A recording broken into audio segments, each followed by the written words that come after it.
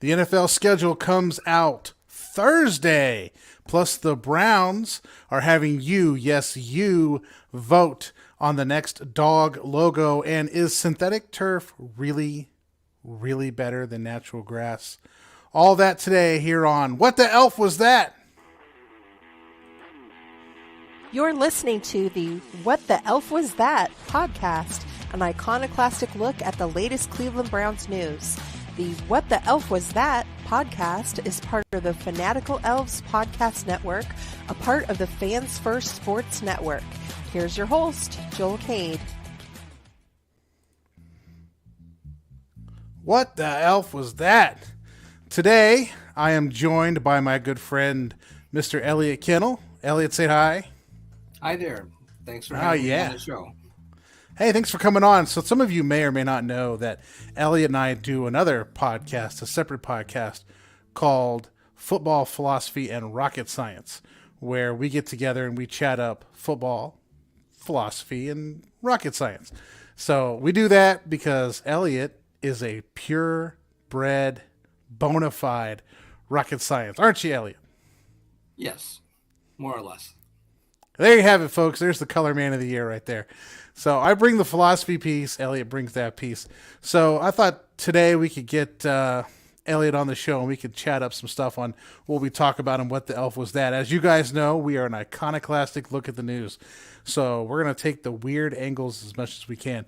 So the schedule comes out on Thursday. Are you excited, Elliot? You excited for the schedule? Well, I'm more like dreading the schedule. I don't think the NFL does it right, frankly. I think you and I could do a much better job, truthfully. I mean, I get the schedule's hardly a reveal of anything. I mean, we've known since the last day of the last season who exactly the Browns are going to be playing, right? They've got home games against the Ravens, Steelers, Bengals, Cardinals, Bears, Jaguars, Jets, 49ers, and Titans. And the road games against, you guessed it, the Ravens, Steelers, Bengals, Broncos, Texans, Rams, Colts, and Seahawks. So I'm not sure what we're revealing Thursday. Well, I think it matters to some extent what kind of terrible things the schedule makers are doing to you. The Browns are likely to get off easily because there are not going to be, for example, too many Thursday night games probably. Those are usually going to go to the teams that had good seasons last year and are in high demand. So all the teams that went deep into the playoffs are going to have to play on Thursday, and then they'll play Saturday nights and stuff like that. That's a hell of a reward for being good. You made the playoffs, so we're going to give you, one, the hardest schedule we can, and two, we're going to put you on Thursday nights so you players can have no rest so we can get them all hurt. Yeah, so, there'll be some advantage. The Browns will play lesser opponents in theory, and then also they'll have fewer short rest weeks. So that works in the Browns' favor. But I'll tell you one thing that I think that they do wrong. I think what you like to do is to have the teams or the division races be as close as possible for as long as possible. Isn't that right? You would think for the entertainment value. And so what they should do is they should avoid having division matchups until the second half of the season. Because when you have division matchups, that's what separates the teams. One team has to lose and one team has to win, and that separates the teams in the standings. But if the teams don't play each other, then it's possible that the teams are both going to win or both going to lose, and they'll tend to stay bunched together longer. And you can prove that mathematically, that they have a better chance to stay close to one another if they don't play each other. And okay, but I guess if you're the NFL, you have to ask yourself, what are you trying to achieve week one, though? Right? Because week one's the kickoff. Yeah. Like the kickoff. So if you put divisional games out there week one, which we've seen, right? We've seen these. Then you have my team is going to make it and they're going to win the Super Bowl, and another team's like, well, we're crap, our season's over. But is that what the NFL wants? Well, they should keep their teams in contention, I would think. So they should play other teams from other divisions, play the interleague the games, stuff like that. Do those early. Get to know some of the other teams around the league, and then play the teams within your division later, and those games become decisive. They become very big games. Or they could do what baseball does and say, you've got 17 games, but you're going to play 14 of them against your division and 3 against other teams. Do you follow baseball at all? You ever see they play like 100 games against their division opponents? Yeah, well, baseball, of course, has the luxury of playing so many games that they can do stuff like that. And that's not an option for football. They have to play a certain number of games, ideally 2 games versus each team in the division. And that makes for a pretty full schedule. But I think they ought to keep most of those games for the second half of the season. So, when I think of the NFL schedule, I tend to think of game 1, week 1, and that Browns' incredible losing streak. Wasn't it something like 18 consecutive week 1 losses between 2005 and 2021, wasn't it? Wasn't it just last year where they beat the Panthers? Oh, it was pretty awful. I don't remember how many games it was, but it was a long time. Do you think the NFL... There was a tie that was mixed in there in 2018 when Tyrod Taylor got a tie against, I think it was against the Steelers, wasn't it? Oh, so it wasn't consecutive losses, but not wins. Yeah, non-wins. Non-wins. So I have this crazy theory, and those of you who listen to the What the Elf Was That podcast know that I come up with a lot of these crazy theories. I have this crazy theory that week 1 for the NFL is an attempt to showcase the teams that they think are going to win.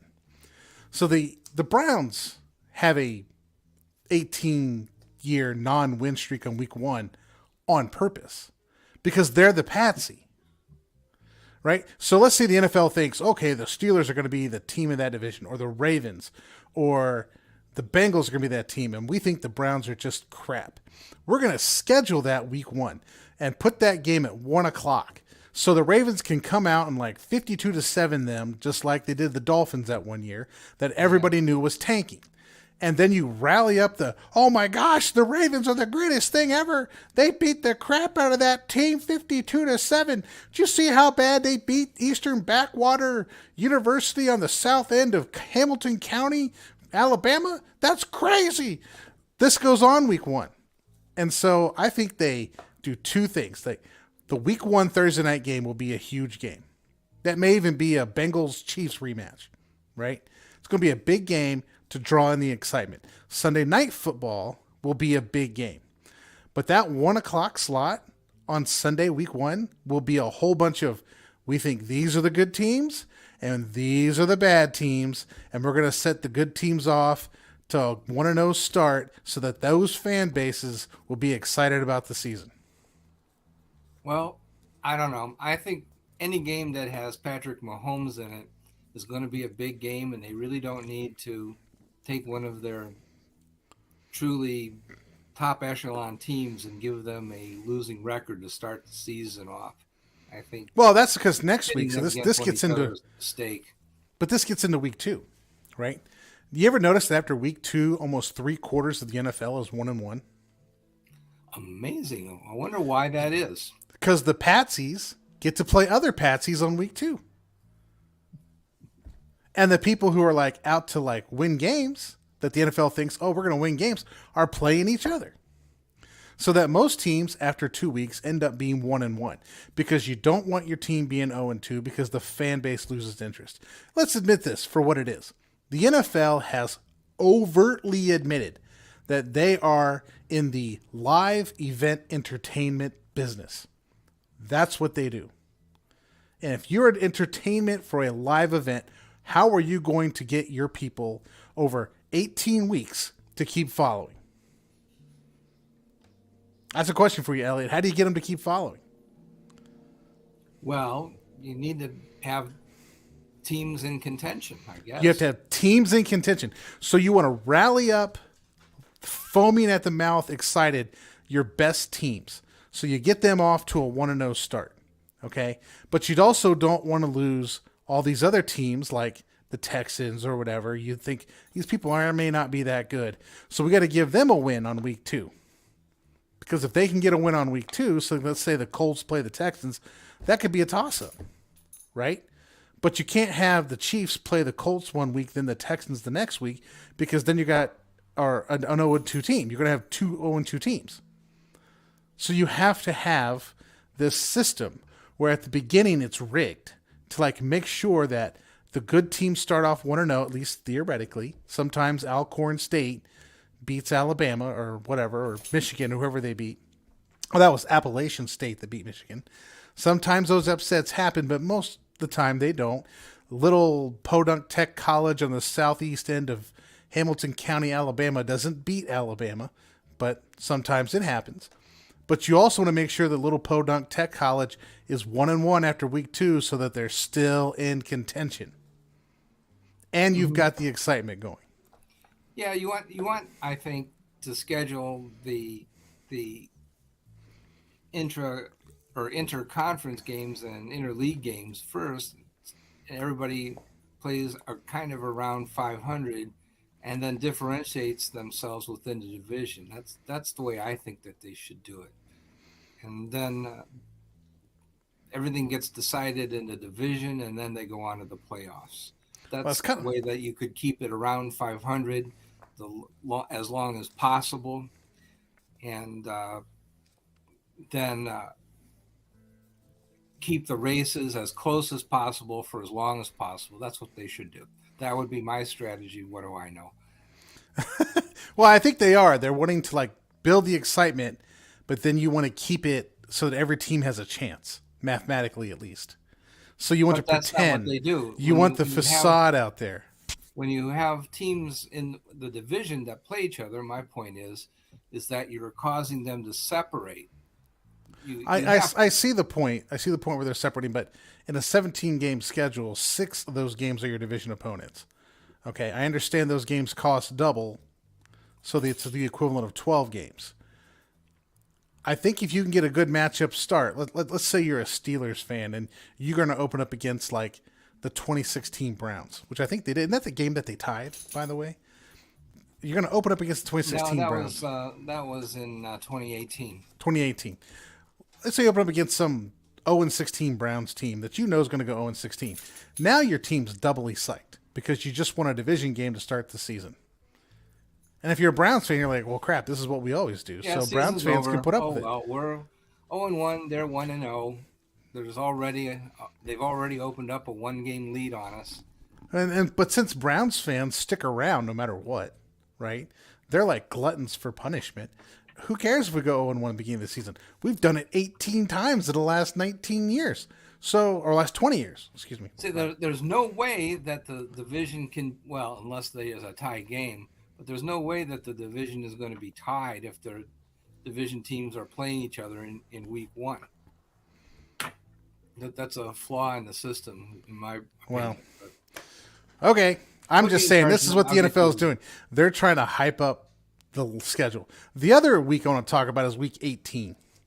This is the infamous lose to the Steelers and get fired game. So do you think we're going to have an week 18 Steelers matchup? You know, they usually do that at the last week of the season. They do usually schedule a division opponent, and it usually turns out to be a crucial game. A crucial game for somebody.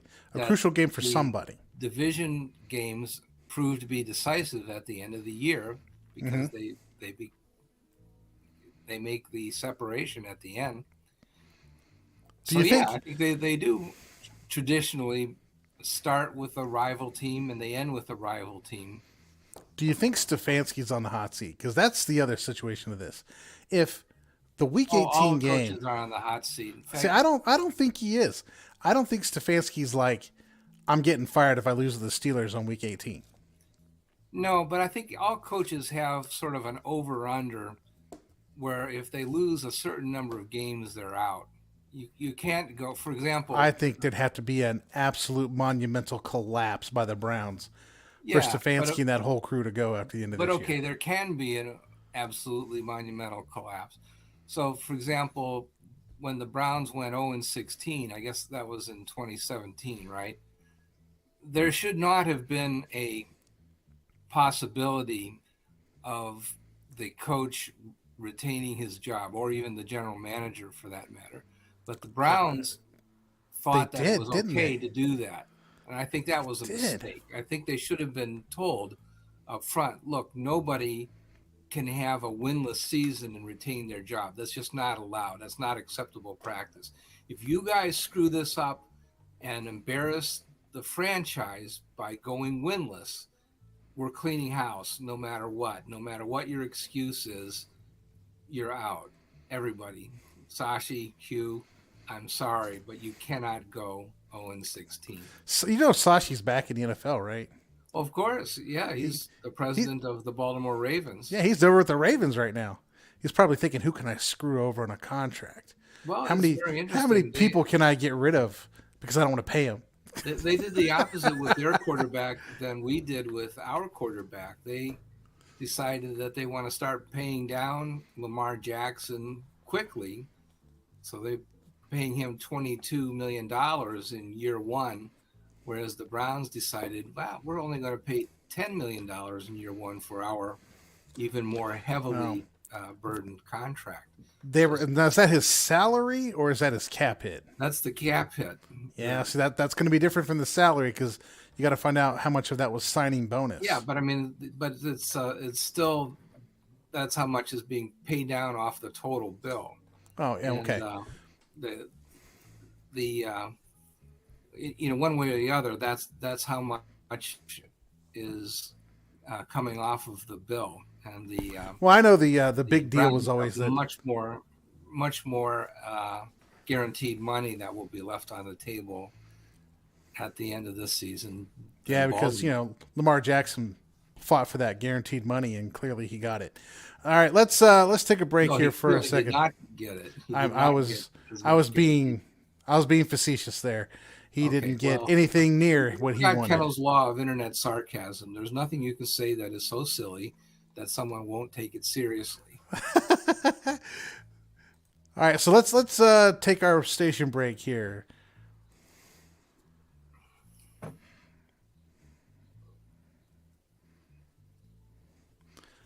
All right, we're back here with Elliot, the rocket scientist, the man of all things. So I was talking to Elliot about this show, and he's like, let's talk about surfaces in the NFL. This is truly inspired by a rocket science. So Elliot was saying that there is definitive evidence that people who play their games on AstroTurf are at more risk for injury than players who play on natural grass, by and large. So Elliot, I'm going to give you the floor here for about a minute. Give me your evidence. Give me your points. Yeah, I think there's unquestionable neutral party evidence. The NFLPA, the National Football League Players Association, has come out and said that we want to have all the playing fields in the National Football League be natural turf. And the owners have decided to fight that. And they say, well, that's not true. We've done our own studies and found out that the injury rates are exactly the same. The owners disagree? Are you serious? They do. I mean, you mean they would disagree with something that would cost them money? Well, what can I tell you? But yeah, they have disagreed with the NFLPA. They're just disagreeable people. But if you go into the scientific literature, and I'm looking right now off screen, but there's an article from the American Journal of Sports Medicine published in 2019, volume 47, number 1, by Christina Mack and alums. And it's called Higher Rates of Lower Extremity Injury on Synthetic Turf Compared with Natural Turf Among National Football League Athletes. So this was studied scientifically. They are not football players. They are medical professionals. And they're saying what again? Are that lower extremity injuries are indeed higher as measured by medical professionals. And this was measured in the 2012 through 2016 regular seasons, with all 32 NFL teams reporting, and they found that there was a significant 16% higher rate of lower extremity injuries per play than on natural turf. And they took into account all the factors that they could, and they were especially higher if you were considering only the non-contact injuries. And that particular type of injury was much higher on synthetic turf. So the medical professionals are clear about that. Now, there may be other types of injuries that are the other way around. They didn't go into that and say that all injuries. But the lower extremity, like running, cutting. Synthetic turf. Now, let me ask you a question, Dr. Cade. You were a football player, played at a high level. Don't tell people What that. is your experience, your personal experience with synthetic turf and natural turf? So I've played when we used to have the old AstroTurf. I don't know if you remember that stuff. It You're was like supposed to say synthetic turf. You're not supposed to say. well, turf. it was called AstroTurf at the time. Called AstroTurf, but you're. Yeah, I mean that stuff was like a Xerox machine. It's a photocopier. Well, but okay. The synthetic turf that was like basically a thin layer of carpet over concrete. I used to play on. I played on that, and then I've coached people playing on that synthetic stuff. The grassy stuff they have now with the little black balls in them. Different experience on each. If you're on that carpet kind of stuff, you're going to bust your ankles up because that stuff doesn't give. It's like rubber on rubber when you have your cleats on. You used to wear tennis shoes on that stuff. You run and you make a cut or a plant with your foot. That tennis shoe is not giving. So your ankle is going. You're going one way, that ankle's not stopping. You're going to bust out your ankle after a while. When you get on this grassy surface they have now with the little rubber balls in them, they're designed to give you more turf while they have the little balls. I mean, you got to go see them. If you've never seen these little balls, just look them up. These little rubber balls. You will slide on them a little bit better. But when you slide on them, they like embed themselves in your forearm, or like they come up and they like cover your face when you get up, and it's a real pain. And then if people do that enough, those little synthetic balls get way over distributed in some areas and under distributed in other areas, which creates slippage and other issues. Like you can't even plant to get a good spot. So it depends on the surface you're on. You have to redo those surfaces every year. I think the question that the NFL owners, aka the Borg around here, and hold on, wait for it. Here it comes. Will adapt to service us. Resistance is futile. We are the Borg. Your culture will adapt to service us. Resistance is futile. I like that so much I wanted to play it twice. That wasn't really Roger Goodell, was it? No, that was just my calling them the Borg. Oh, So okay. the question the Borg has to ask, because the ownership, in my opinion, are a collective of individuals working for the common good of what they think is the NFL, but really it's for themselves. The question the Borg have to ask is, what is cheaper for the Borg? Right? Is it cheaper to replace synthetic turf with natural grass and then maintain that natural grass? Or is it cheaper just to pay out injury settlements and rehab players? Is it cheaper to replace a quarterback or a football field? You got to think like the Borg, man. You got to think like the Borg. I mean, look, the Ravens had Lamar Jackson, right? But they also have a second Pro Bowl quarterback on their roster. They have two Pro Bowl quarterbacks on their roster. Lamar Jackson's backup made the Pro Bowl. So are quarterbacks really that hard to replace? Wait, they do? Who's their backup quarterback? I can't even think of his name, but he made the Pro Bowl. Isn't that ridiculous? Oh, okay. That's right. That's right. He made the. So if you guys don't know how Pro Bowl voting happens, players get together and they vote on who should be in the Pro Bowl. who they wanted to punish, and they put him in the Pro Bowl. Well, no, they don't want to punish him. What they wanted was their man Lamar Jackson to be a Pro Bowler. So they decided, okay, we're all going to vote for Lamar Jackson.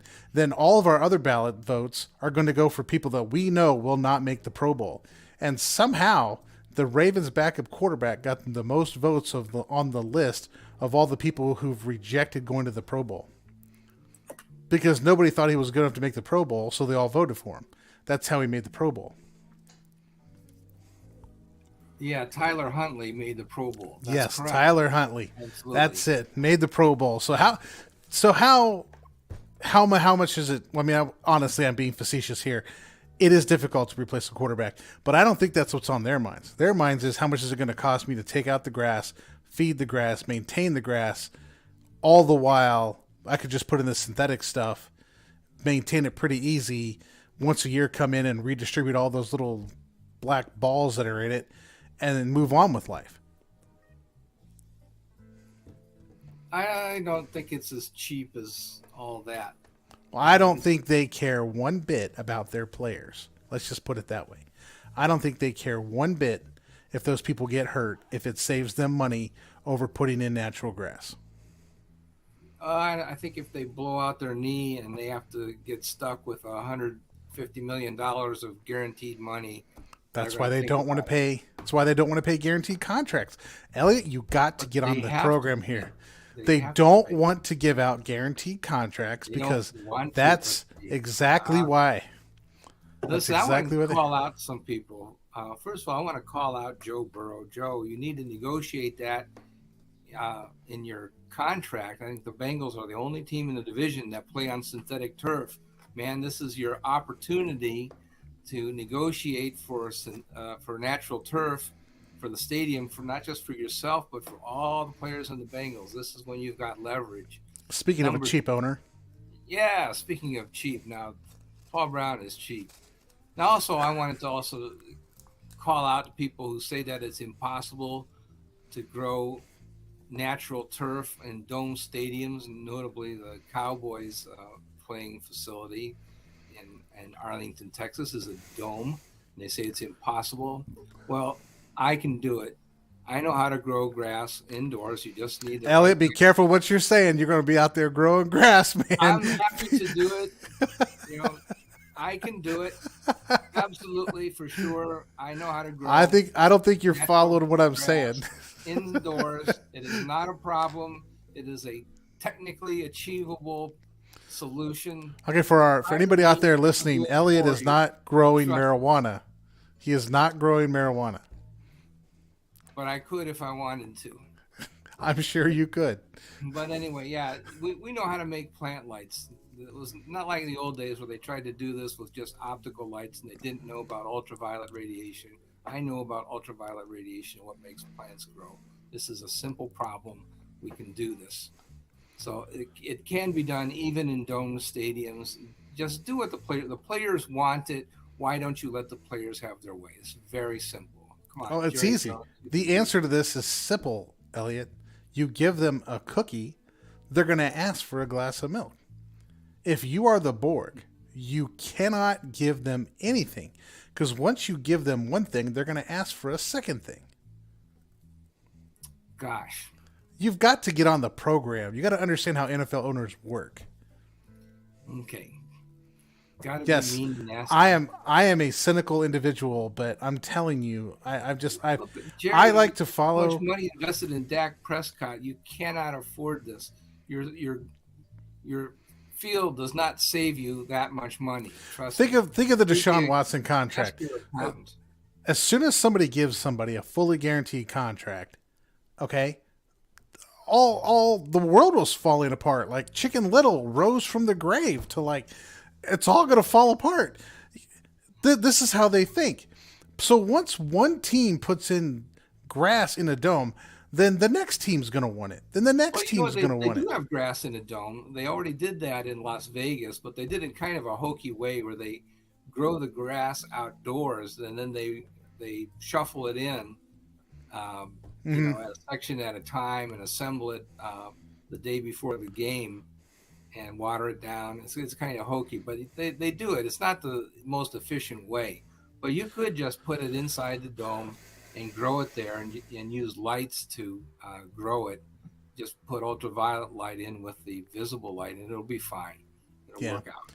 All right, let's move on to the next topic. Speaking of the Borg are being investigated again. This is, as some people know, my favorite topic to talk about. Okay. The attorney generals of the states of California and New York have decided that they will begin investigating the NFL and their offices. We're not talking about a team. We're not talking about the Commanders.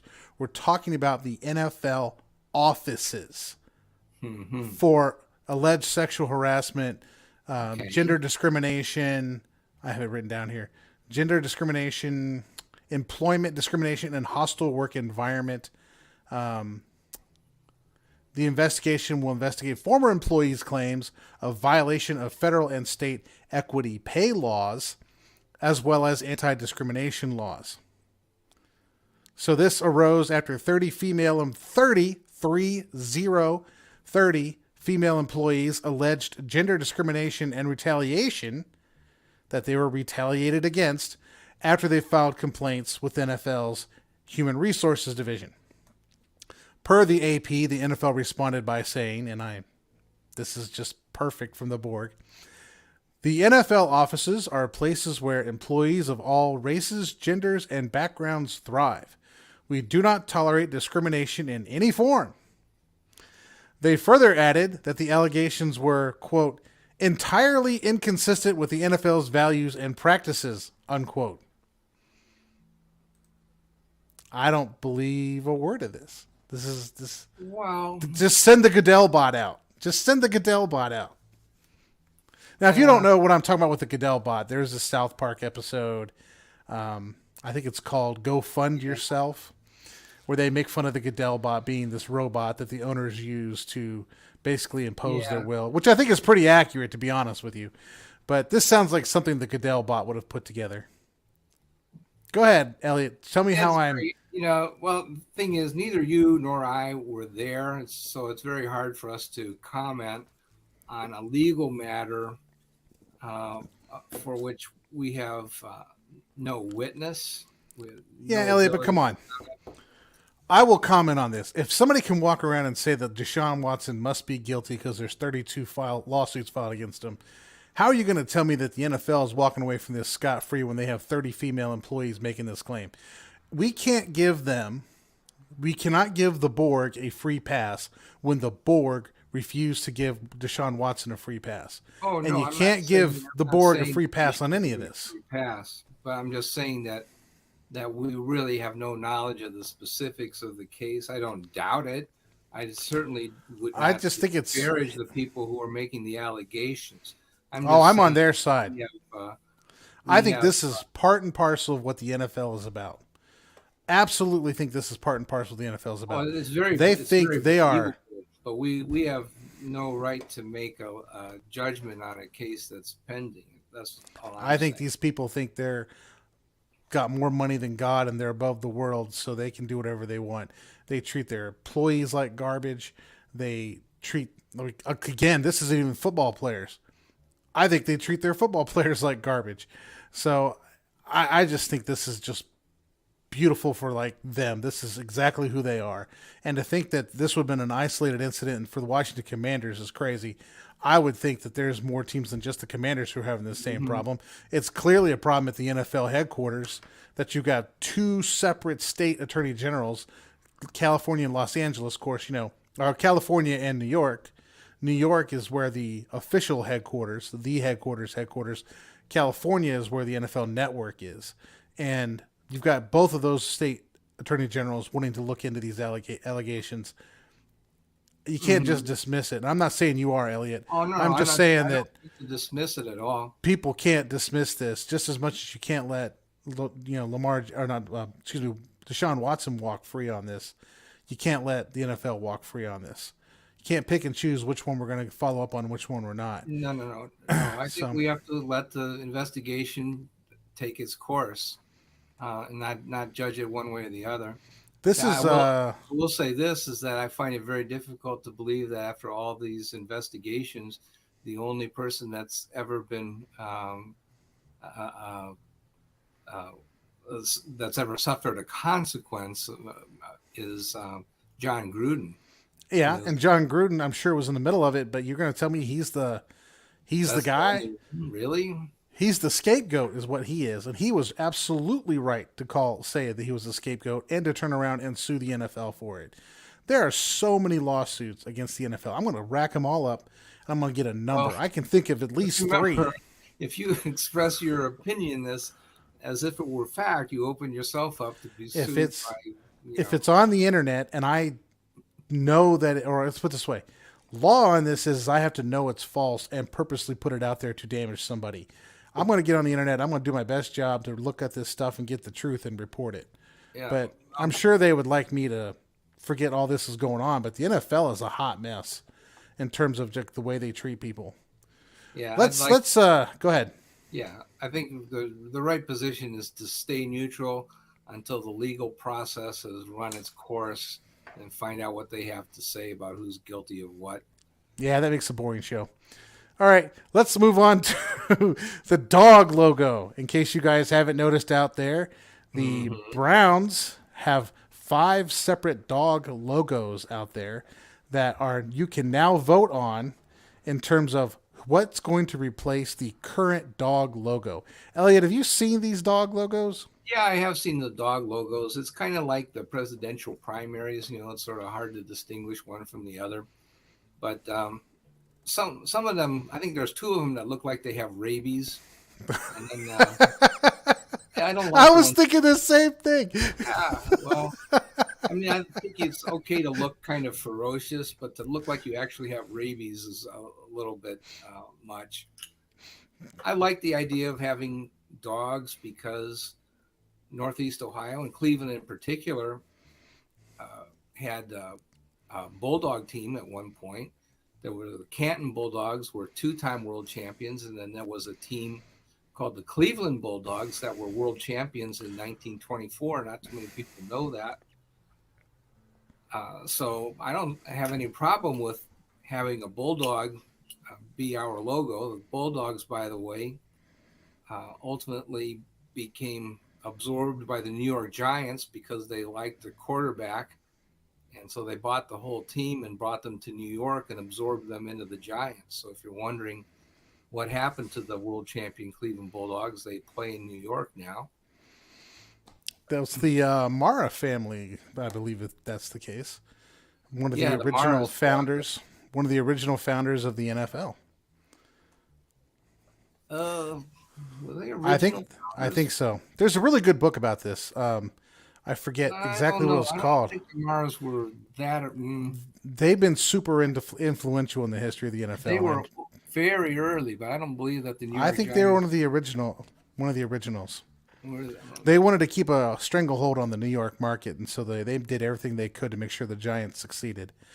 That's back in the day when football teams were taking over the Major League Baseball team names as a way to drum up publicity, so that they were just basically stealing the teams New of York the local Giants teams. played their first game in 1925. Sounds about the time. Yeah, no, the NFL was created in 1920. Well, maybe they were somebody else. I don't know. Charter members. Okay. And the Cleveland Bulldogs were world champions in 1924. And they moved to Detroit for one season, and then they were bought by the Maras, and the whole team went to New York and merged with the Giants. And the reason was that the quarterback, Benny Friedman, was really all that. And they kept some of the other players too. And they joined the New York Giants, and they created a super team. Although I don't think they won the world championship then. So back to the dog logo. Yeah, there is a history of dogs in Cleveland long before Hanford Dixon, the top dog. Yeah, Hanford Dixon. Although I'm pretty partial to the Elf here on the Fanatical Elves Sports Network. So go Elf. Yeah, you can have the Elf too. we're multi. We're open minded. We're open. Well, we can have more than one mascot, can't we? You'd think so. We're a very accepting people. All right, Elliot, that's kind of our time for today. Is there anything you want to close up with? Just that I think we ought to have natural turf in pro football. We don't need to have the synthetic stuff. Thank you very much. I always enjoyed playing on grass. It's kind of nicer. Felt like you were a little bit more secure and a little bit more give. All right, well, hey, that's all we got for today. Thanks for tuning in. appreciate everyone listening, having a great time. So until next week, we will see you later. Thank you for listening to the What the Elf Was That podcast. Please like, subscribe, and tell all your friends to give a listen. You can follow host Joel Cade on Twitter @The Left Guard.